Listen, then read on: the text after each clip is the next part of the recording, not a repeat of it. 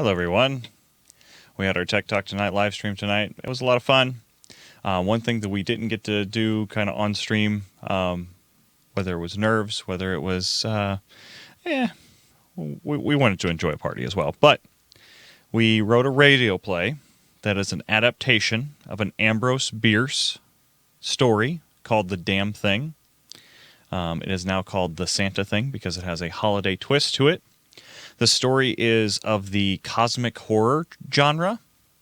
If you're not familiar, it basically deals with monsters that are beyond our comprehension.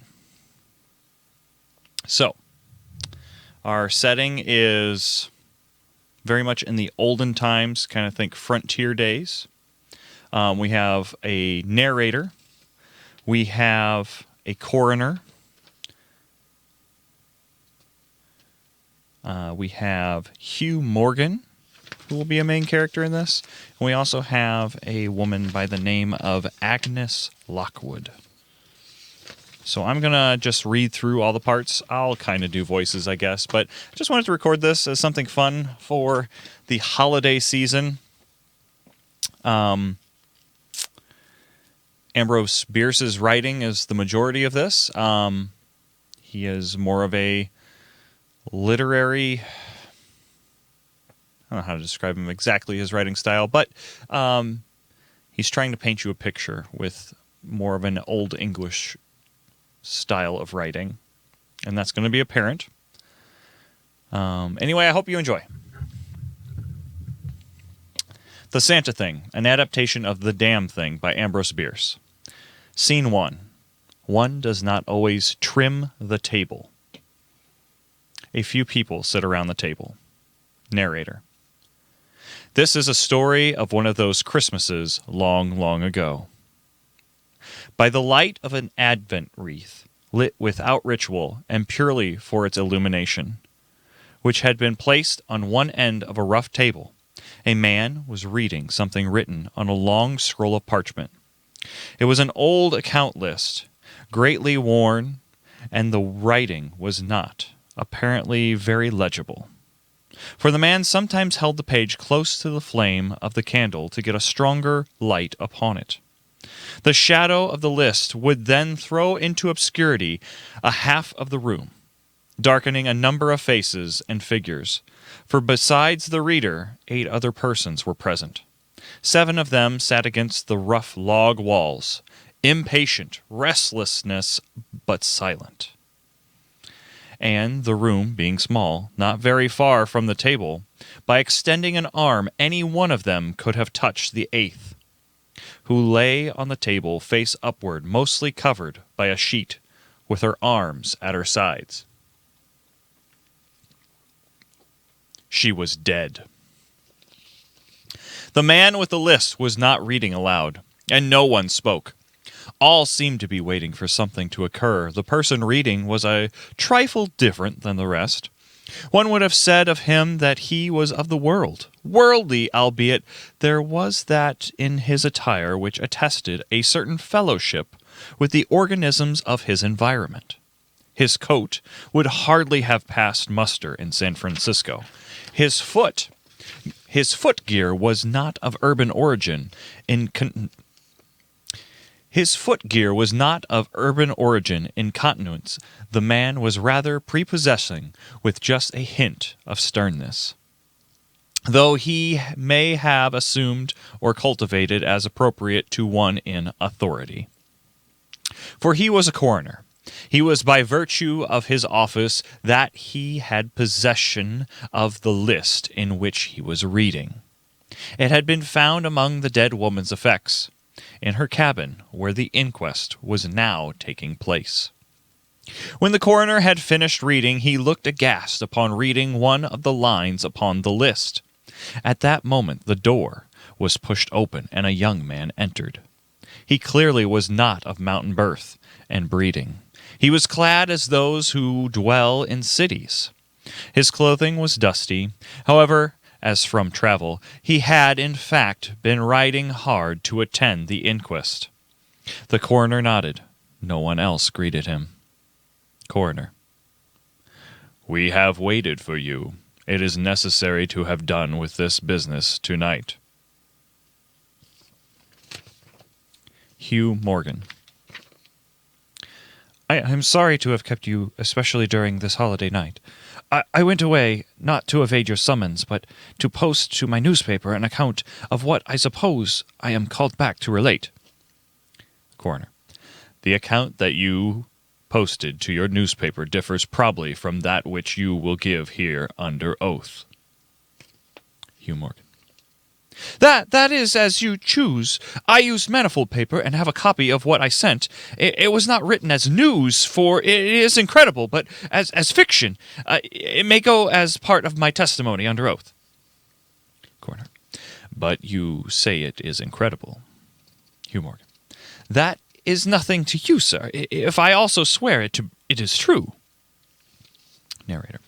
The coroner was apparently not greatly affected by the young man's manifest resentment. He was silent for some moments, his eyes upon the floor. The persons about the sides of the cabin talked in whispers, but seldom withdrew their gaze from the face of the corpse. Presently the coroner lifted his eyes and said, "We will resume the inquest." Narrator. They all removed their hats. The witness was sworn. Coroner. What is your name? Hugh Morgan. Hugh Morgan. Coroner. Age? Hugh Morgan. 27. Coroner. Are you the bastard's bastard of the deceased? Hugh Morgan. Yes. Coroner. You were with her when she died? Hugh Morgan. Near her. Coroner. You did that happen... Coroner.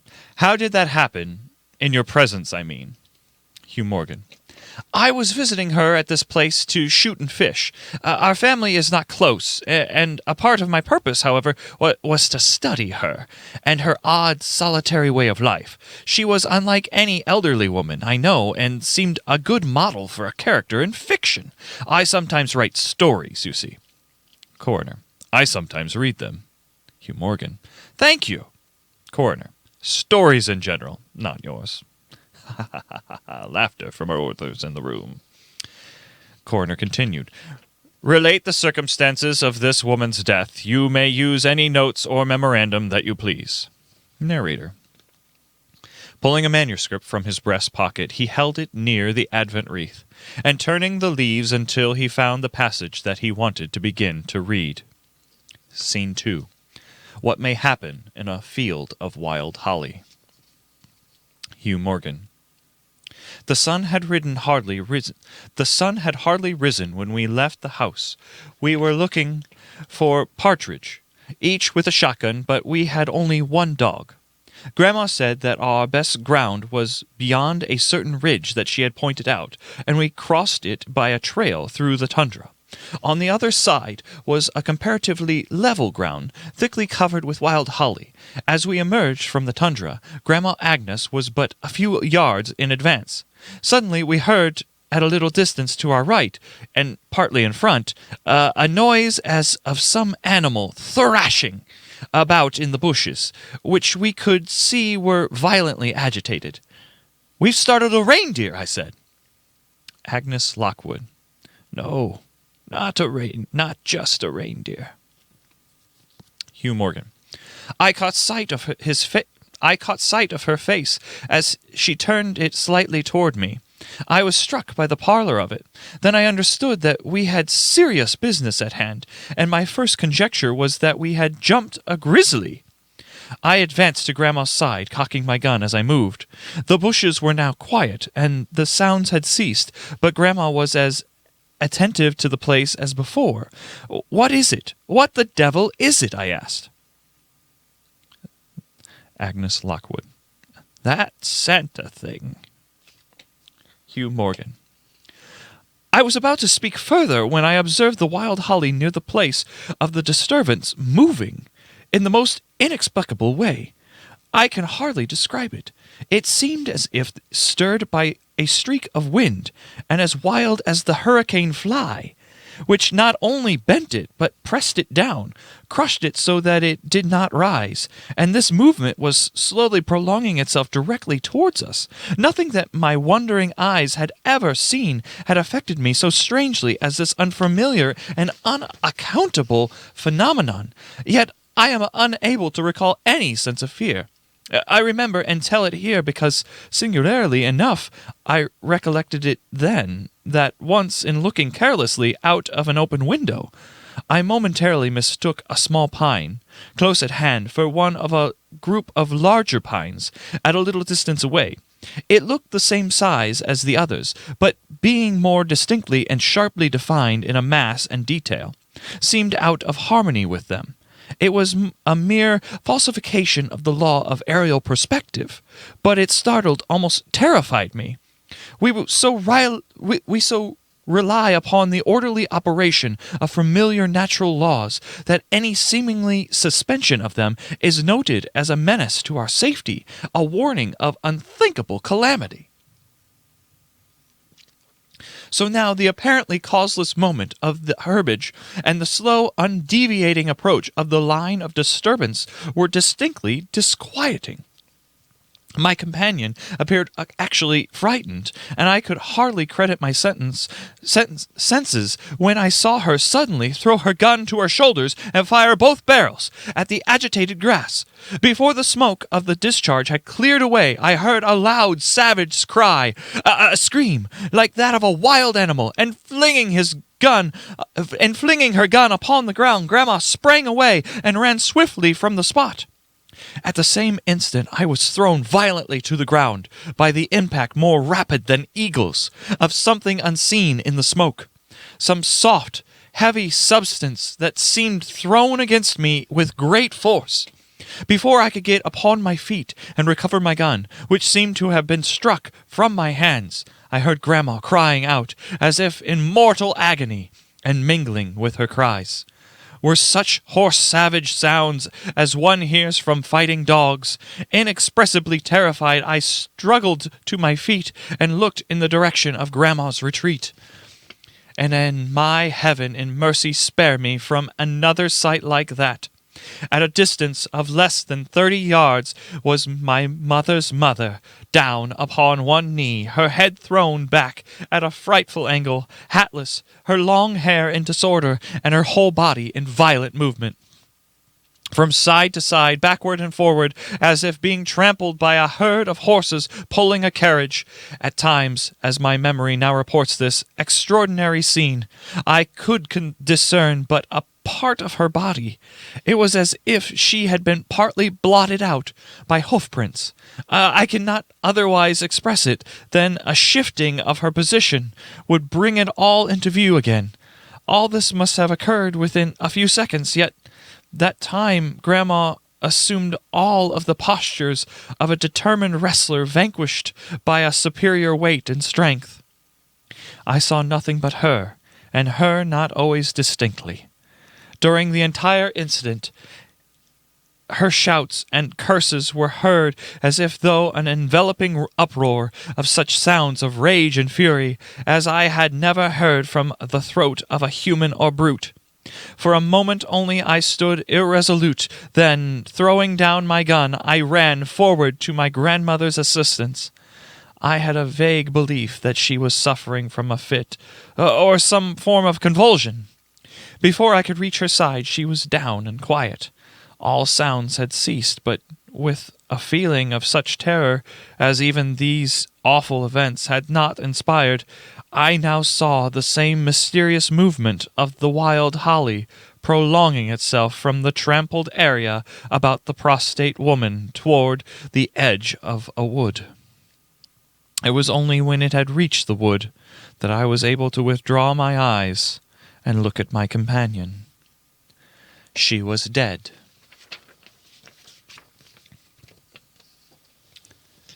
Scene 3. A woman also flashes a bright red and green. Narrator. The coroner rose from his seat and stood beside the dead woman. Lifting an edge of the sheet, he pulled it away, exposing the corpse, incriminating claws marks showing in the candlelight. It had, however, broad maculations of greenish-black, obviously caused by extravasated blood from contusions. The chest and sides looked as if they had been bludgeoned with an extra-large sack of rocks. The jurors did not make a closer inspection. They seemed rather uninterested. They had, in truth, seen all this before, the only thing that was new to them being Morgan's testimony. Coroner. Ladies and gentlemen, we have no more evidence, I think. Your duty has been already explained to you. If there is nothing you wish to ask, you may go outside and consider your verdict. Narrator. The foreman rose, a tall bearded man of 60, coarsely clad. Foreman. I should like to ask one question. Mr. Coroner, what asylum did this year last witness escape from? Coroner. Mr. Morgan, from what asylum did you last escape? Narrator. Morgan flushed crimson again, but said nothing, and the 7 jurors rose and solemnly filed out of the cabin. Hugh Morgan. If you have done insulting me, I suppose I am at liberty to go? Coroner. Yes. Narrator. Morgan started to leave, but paused, with his hand on the door latch. The habit of his profession was strong in him, stronger than his sense of personal dignity. He turned about and said, Hugh Morgan, the parchment list that you have there, I recognize it as Agnes's prized possession. You seem greatly interested in it. You read in it even as I was testifying. May I see it?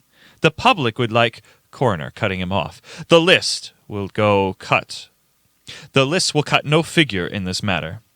I have also found now that this list may affect me personally.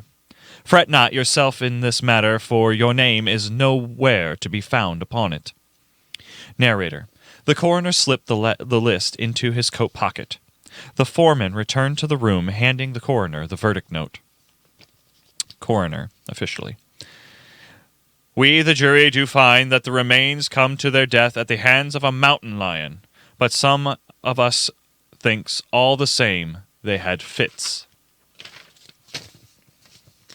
Scene 4. Tales from a Ghost's Stories. Narrator. Among the late Agnes Lockwood's effects, a diary was produced. This article, too, was claimed by the coroner. At the inquest upon her body, the book was not put into evidence. Possibly the coroner thought it not worth while to confuse the jury. The date of the first of the entries mentioned cannot be ascertained. The upper part of the leaf is torn away. The part of the entry remaining is as follows. Agnes Lockwood. With the parchment scroll still in his mouth, he kept running in half circles, keeping his head turned always toward the center, and again he would stand still, growling, with the list in his teeth. At last he ran away into the brush, as fast as he could go. I thought at first that he had gone rabid, but on returning to the house I found no other alteration in his manner than what was absolutely due to fear of punishment. Can a dog see with his nose? Do odors impress some olfactory center with images of the thing emitting them? I kept the scroll he was protecting and chanced to decipher a long list of names. December 2nd. Looking at the stars last night as they rose above the crest of the ridge east of the house, I observed them successfully disappear from left to right. Each was eclipsed but an instant, and only a few at the same time. But along the entire length of the ridge, all that were within a degree or two of the crest were blotted out. It was as if something had passed along between me and them, but I could not see it, and the stars were not thick enough to define its outline. Ugh! I do not like this. December 17th. It has been about here again. I find evidences of its presence every day. I watched again all of last night in the same cover, gun in hand, double charged with buckshot. In the morning the fresh hoof and footprints were there as before. Yet I would have sworn that I did not sleep. Indeed, I hardly have slept at all, not since I found my own name on that list. It is terrible, insupportable. If these amazing experiences are real, I shall go mad.